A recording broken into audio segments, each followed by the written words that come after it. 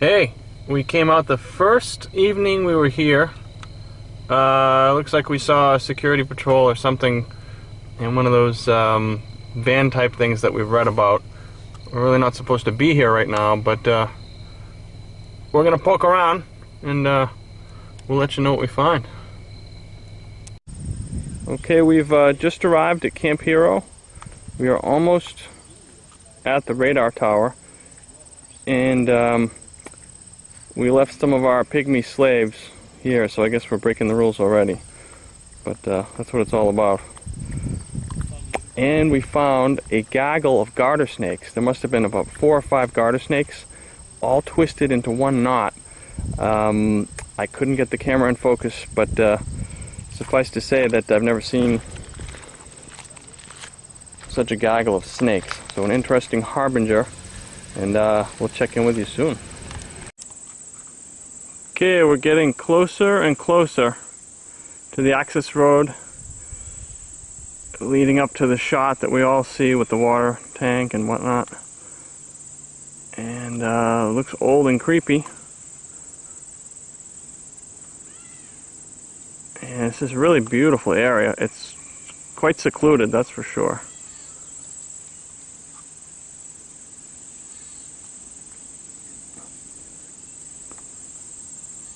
And so far I don't really feel a whole lot.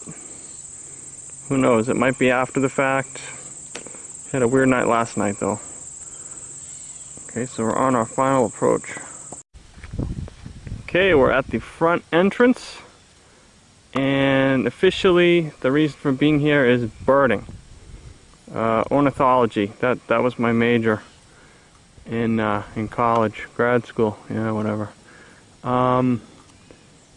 Says, well, we'll get closer, but I don't think I see any keep out signs. Do you? Nah. Here, if you want, I'll read this. Want me to read this? Yeah. It's on record right now. Okay. Yeah. So a little narration for the uninitiated. It's hot as hell today. Sweaty, greasy, disgusting. Enough said on that. The United States Air Force established its first radar at Montauk Point in 1948. In the years that followed, Montauk Air Force Station was home to a variety of surveillance and height-finding radar that guarded the New York City area against a surprise attack by Soviet bombers or missiles. In 1958, Montauk Air Force Station was integrated into the Semi-Automatic Ground Environment, or SAGE, Air Defense Network, which linked the nation's air defenses together. In 1960, the Air Force deployed the new AN/FPS-35 radar to Montauk. It is this giant radar that you see in the park today. The AN/PFS-35 remained operational until 1980, 83 actually. Today, Montauk's AN/FPS-35 is the only intact example of a large frequency diversity radar left in the United States. So it's been left there for historical purposes. Oh, I see. Because it was the first of its kind. Yeah. For historical that's purposes. You want to head up closer? Okay. We've run into some deer who are also trespassing, I might add. And we're literally right up against the tower here. I mean, it's not pretty, it's not much to look at, but heck, we're here. It's a long time coming. Still have more to explore, but beautiful place. It feels like a ghost town. And look around a little bit more. I want to get the hell out of here. Alright, this is an electric meter. It doesn't appear that it's in operation, but it's an interesting find. And tough to say how long it's been out of use. I just think this indicates that there are many ticks.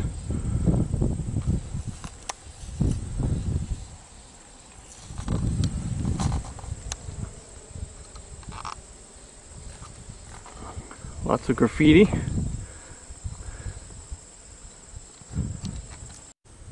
This here is right in front of the tower, a gaggle of wires that have all been cut, heavy-duty electrical activity, and then graffiti, and an obvious occult symbol. Just dreadful. Okay, this is a shot right in front of the tower, right underneath it.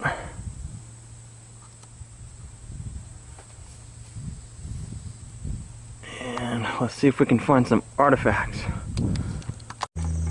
Guess what? We found a door. And whenever you find a door, you have to walk through it, right? It's only polite. It's only polite. Let's go.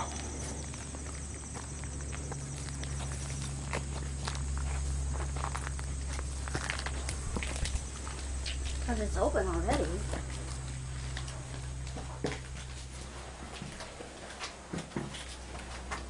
Why is this flashlight not very bright?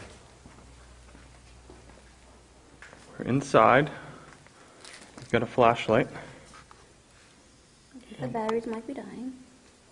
Batteries are not so good on the flashlight. Can you get a shot of that right over there? Let's go. Careful, careful. Just be careful. Oh, you know what? The camera has a little light, a lamp. Oh, nice. Yeah, can you... This is the back end of the tower. And lots of graffiti back here. Really cute birds making bird noises. And that's a nice little platform to go up and have a look. It's kind of a climb. And I really got the creeps in there. Just felt spooky. But we shall see. After a glass of wine tonight, you know, I think that'll unlock some stuff. We'll have to see though. Hey, and there's some interesting graffiti. Purple-ish. Purple's my favorite color. I like purple. It appears that some ruffians have climbed to the top based on the graffiti.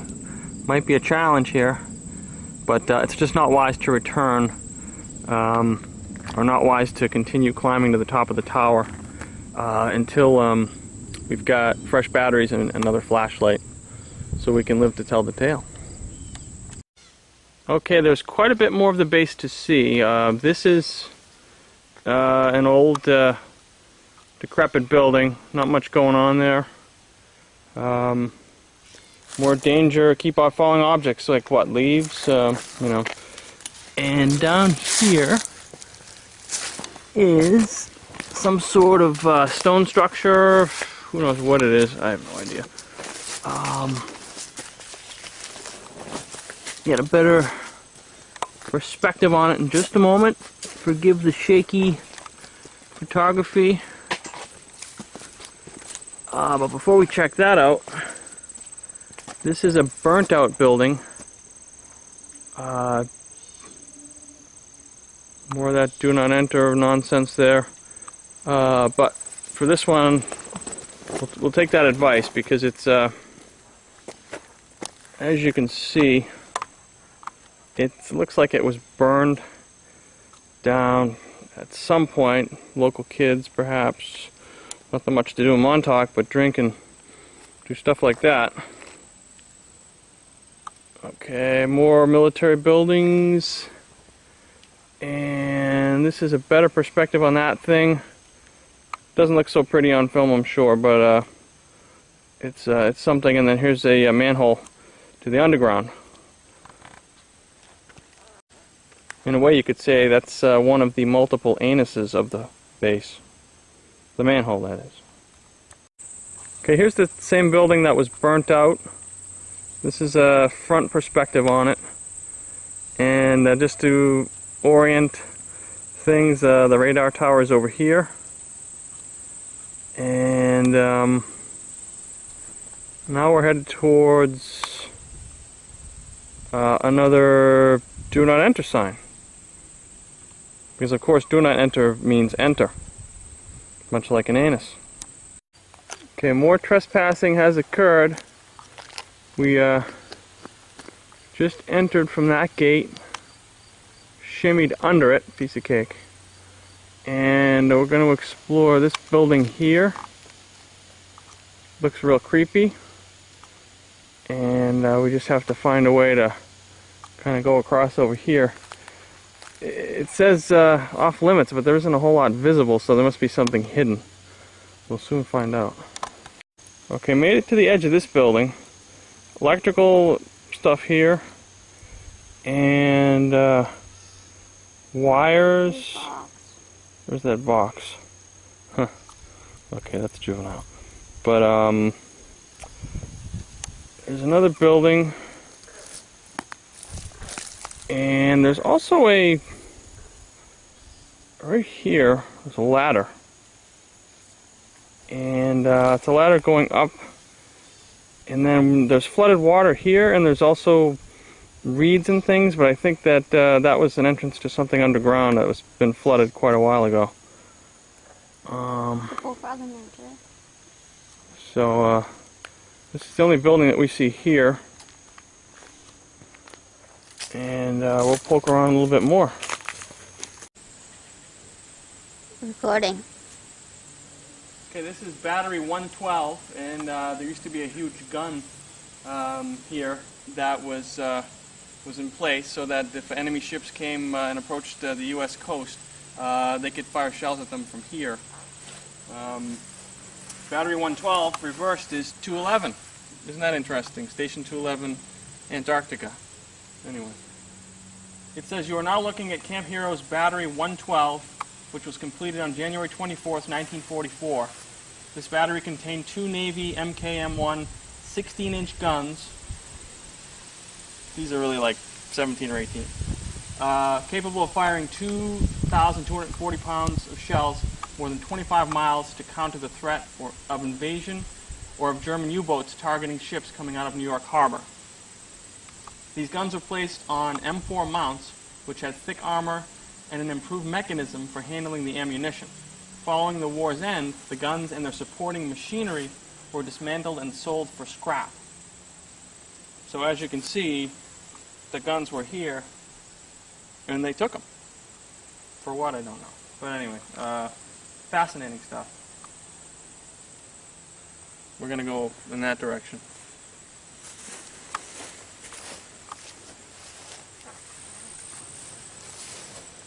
That's good? Good.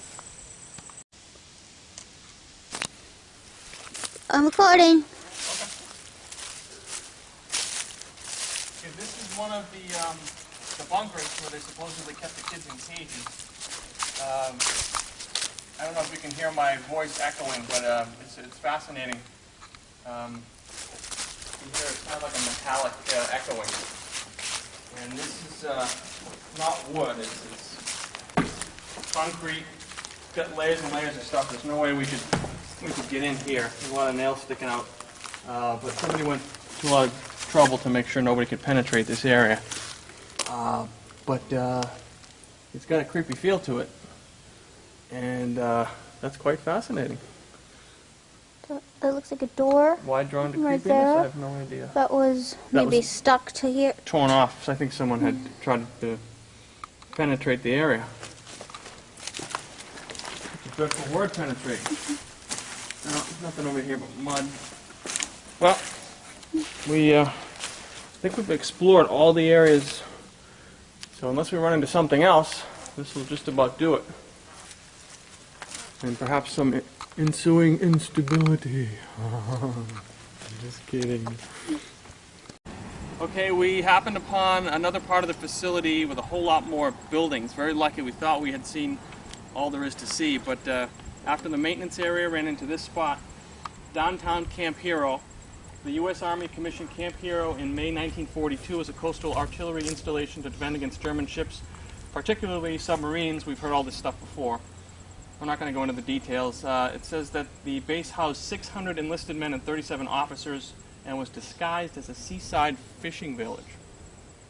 The fire control and observation stations, for example, were designed as cottages, complete with artificial wood siding and painted on windows. the gymnasium building in front of you, this looks like the church though, but it says the gymnasium building in front of you was constructed to look like a church. I answered my own question. And let's see, it looked like a church, and it is all that remains of Camp Hero's original downtown. In 1947, the U.S. Army deactivated Camp Hero and its coastal artillery and was subsequently removed. The following year, radar was installed at Camp Hero, and in 1951, part of the base was transferred to the Air Force for an aircraft control and warning station. Okay, and during the 1950s, was used against Soviet bombers as a last defense. The base was used extensively as live fire training range. And in 1960, the Air Force constructed the radar as part of the nation's air defense network. The Montauk Air Force Station remained active until 1982. So we've already seen a contradiction in information. It said 1980. Now it's saying 1982. And it says, always on the alert. Anyway, we're going to start poking around, and we'll be back soon. Looks like a church, doesn't it? Sure does. Creepy church. So you get a workout and you can... Okay, so here is another perspective on downtown Camp Hero.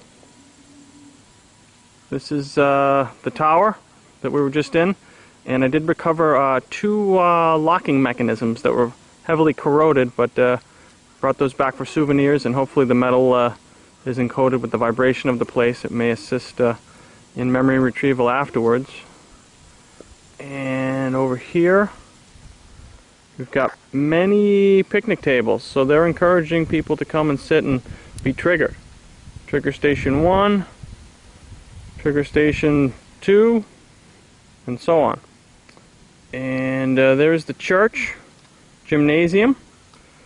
So as I was saying, you can get religified and get your workout in there and breathing heavy for God. Don't we all? And we're going to check out these buildings. I mean, just dreadful architecture. There's nothing fancy about this place at all, but we just want to feel it. Okay, another shot of downtown Camp Hero. We're standing in this circular area, like a cul-de-sac type thing, and I had read somewhere that this particular circle has some energetic significance. It's some sort of energy center, and this particular spot is the most concentrated. So we're both standing here. I'm feeling tingling in my fingertips, and Mary feels her base of her spine tingling. So there could be something, going on here energetically. Definitely feel something. And once again, just a bunch of random old buildings. We've got damage. If you see one, old decrepit building, you've seen them all. So not a whole lot more excitement, but just to finish in this one particular spot is important. Well, we've been walking and walking for about an hour and a half now. This thing has almost turned into the Blair Witch Project. We thought we were just going in circles. It's a huge park. We're exhausted, dehydrated, don't have any food left. We're pretty close to getting out of here, we think. And then we ran into something new. Can't get the door to open, but it's some kind of creepy entrance to something. Kind of looks like everything else we saw today, but just a different type of entrance, and obviously some sort of underground area. And pretty neat looking lock there, but it's rusted over.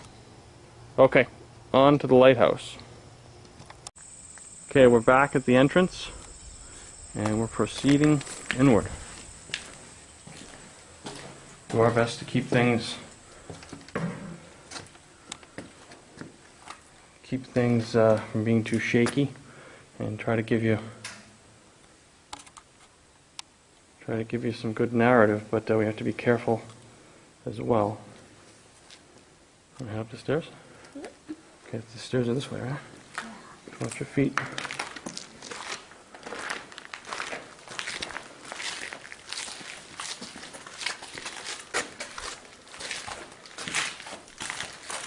Can you put the light down here, baby? I can't see the... Thanks. Unless you want to go first. Hmm? You want to go first and I'll shine the light ahead of you? Yeah, that's a good idea.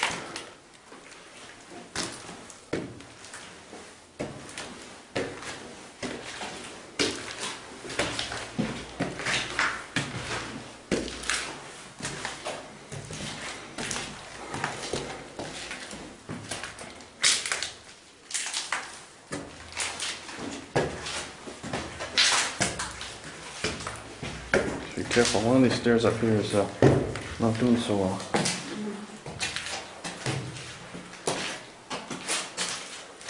Oh, this is the stair right here. It's got a lot of corrosion.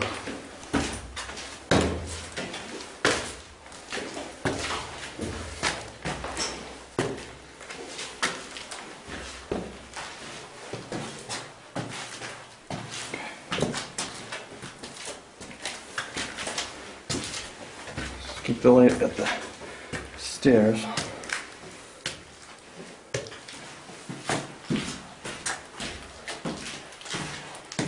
I think this is where we had found an impediment. We have to just go under it. I wouldn't want to move it or touch it.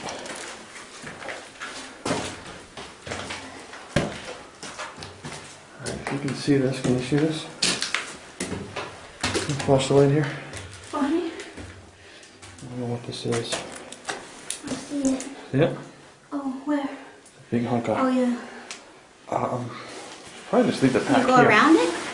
No, we're not leaving it back. Okay, well I have to go under this. I'll hold it. Take the camera away. Let's play on this thing. I want to get under it. Okay. It's I don't know if it's something that'll fall. That's why I don't want to touch it. You know?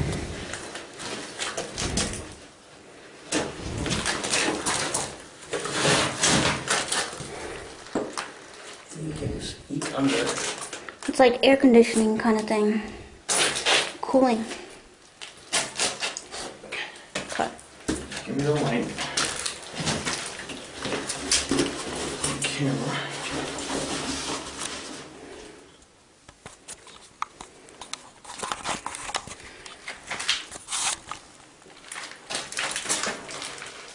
Careful, don't go up. Whatever you do. The thing will fall. Okay.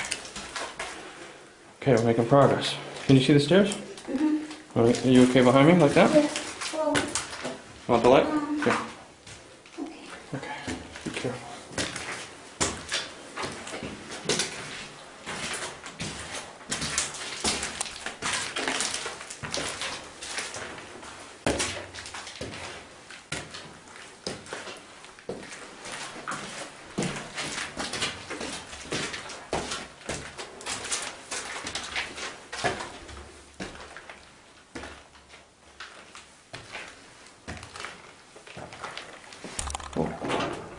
Oh shit. Okay, more impediments here, be careful. Oh, wow. Yeah, well the stairs continue over here, they're fine. What's there? What's that? Wow. It's really rusted out. You want to stop? No, no. Sure? Yeah. I have to be careful. Okay, Maybe if you step on that stair right there. this foothold's okay. This foothold's okay. This whole, see this? Be careful here. Yeah. Seems like it's good. You never know though. Okay, careful. Let's get to the top and we'll mess around later. Just making sure there's nothing here. No, there's nobody here.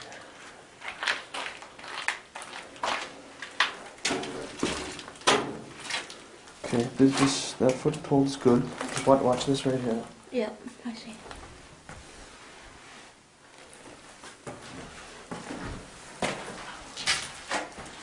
Oh, I see light. I see light. We're close to the top. Careful. Oh. What's up? You alright? Yeah, yeah. Unbelievable. Look at this crap in the way. We can't get around that, can we? What? See that? Oh, yeah. There's nails and everything. Golly.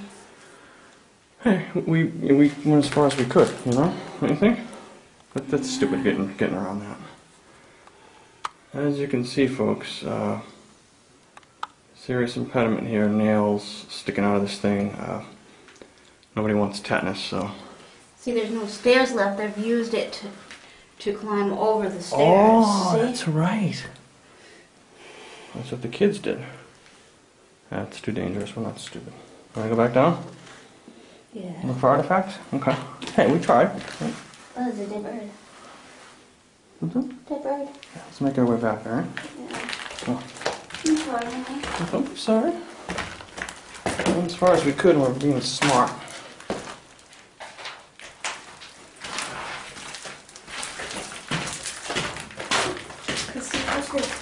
See how there's no, look above, honey. Yeah, you're right, yeah, there's no stairs, and that's no what they stairs use at to all. climb up it. Well, they had a whole team of kids and they had lots of heavy duty flashlights, so this you can touch, but just watch what I do. Here, don't touch this part here, it's all corroded and rusted.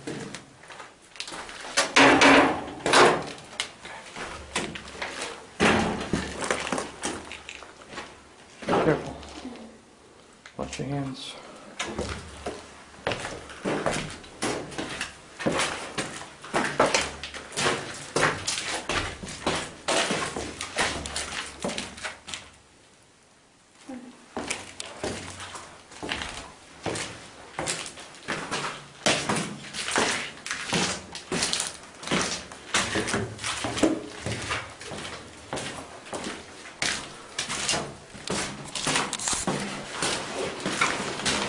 Hold on.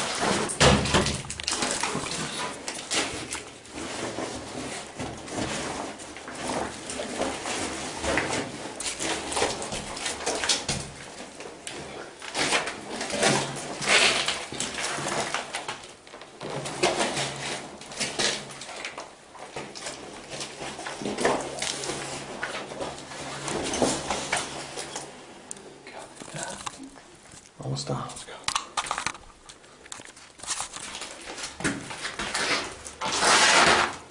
All right. All right.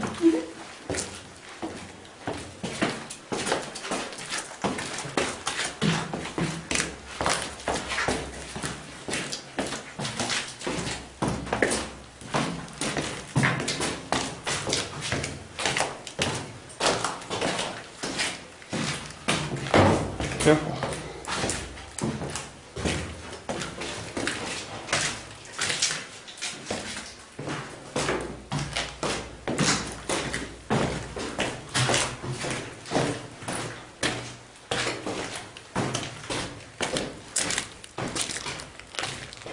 Oh, well, we're back down. We didn't get a chance to, as you know. Be quite honest, this place really creeps me out. I thought I heard things upstairs. I thought I heard a kind of a baby cry and some other noises, and didn't want to mention, freak anybody out, but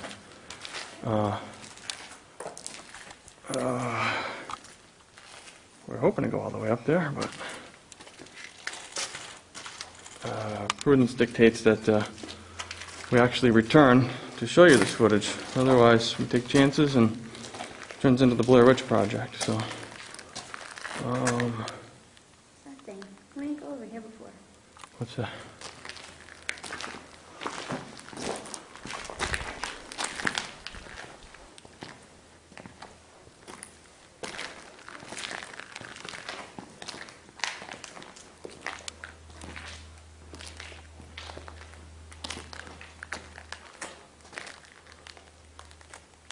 Alright folks, we'll check back with you in a minute. Sorry to make you dizzy. You know, right before, about a week before this trip, I emailed Stewart, and I guess I was a bit triggered, but I said I'm going home next week, and I need to know what to do, you know, how to handle it. And curiously enough, we find this graffiti. And can't say I've remembered anything yet, but this place creeps me out. And we've had some weird occurrences both nights we've been here. Just strange dreams. We found blood on the bed, and nobody had any cuts or anything. We have no idea where that blood came from, so a little freaky, but that's the adventure. Okay, an excellent find before we leave for the last time. As you can see, parts of the tower have corroded, rusted, and fallen to the ground. And it's like a patchwork quilt there. So one of these pieces, you can see right here, Very dangerous, of course. Updated tetanus shots are recommended, but we've got a piece of the tower we're taking out, and talk about having something encoded, with the frequency of the place. Not that that's so much desirable, but there is a purpose to it. So, a piece of the tower. It's a great find, and just a really creepy place. Very nervous in there. I was hearing things. Just wanted to get the hell out of there. I'm not going to try and be a big man and say it wasn't scary. It was just freaky, and I just want to get out of here. I love the feeling of the adrenaline and the fear. It stops time. It makes you feel like the past and the future don't matter, and you're just in that moment.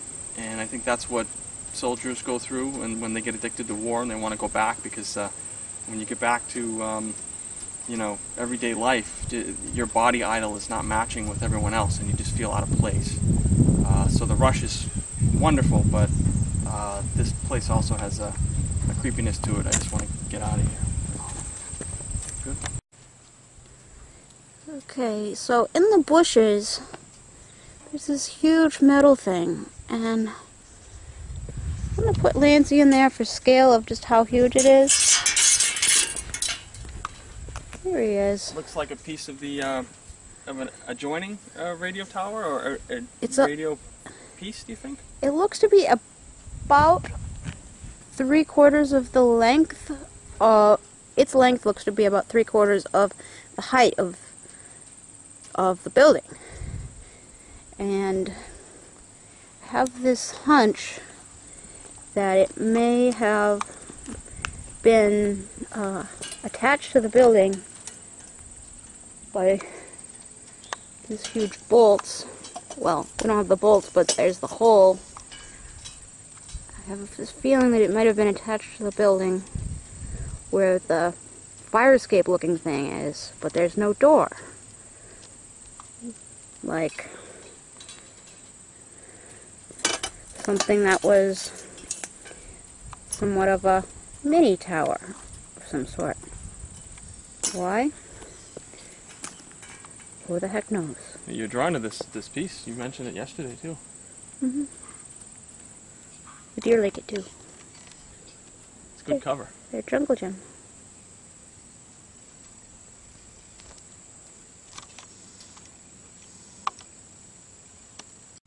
Okay, this is where it ends. We're leaving for good, but I just realized something. As we zoom in on the dish itself and those missing pieces of metal. And yesterday I ridiculed this sign here, being the smartass that I am. Danger, keep out falling objects. If a piece of that tower were to fall and hit somebody in the head, I mean a rusty old hunk of metal, I mean you need to go to Grey's Anatomy and get some brain surgery, because you would really be seriously injured. So I guess there is a good reason for that, and something to be learned there. Okay, here's the two pieces of recovered dish material, and obviously you might think, why would somebody want to take something like that with them, with the vibrations encoded in it?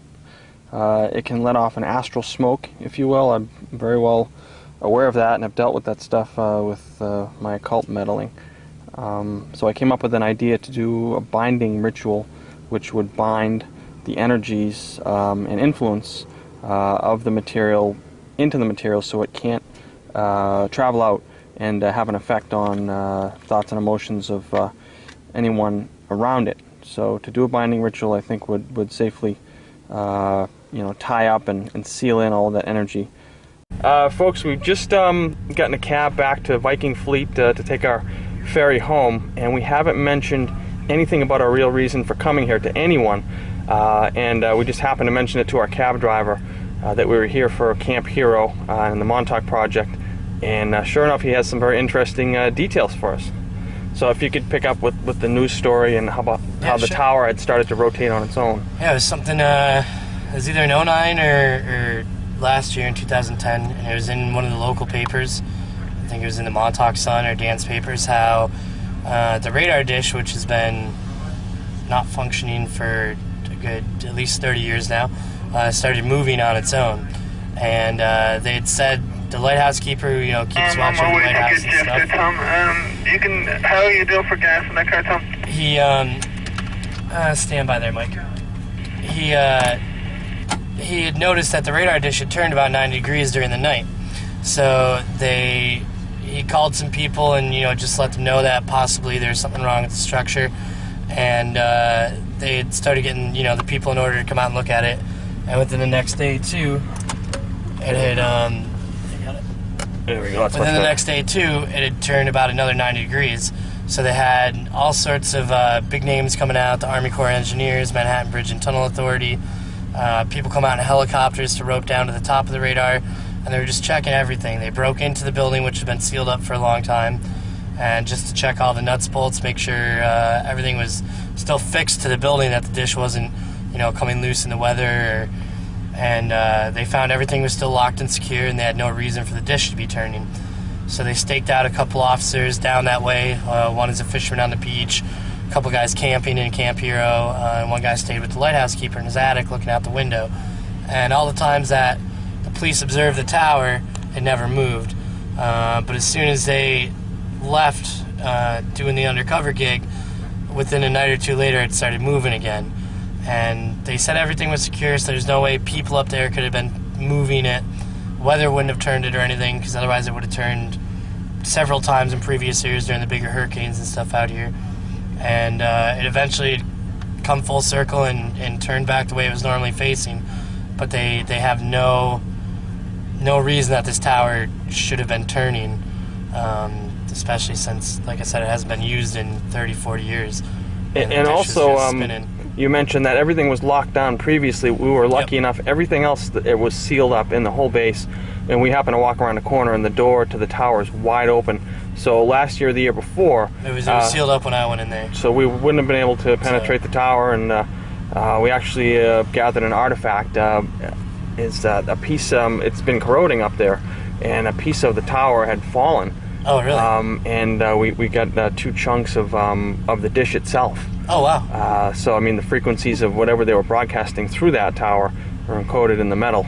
You know, metal absorbs. So, got a lucky artifact there. Cool. But what's your name again? Tom. Tom, thank you very much for sharing that with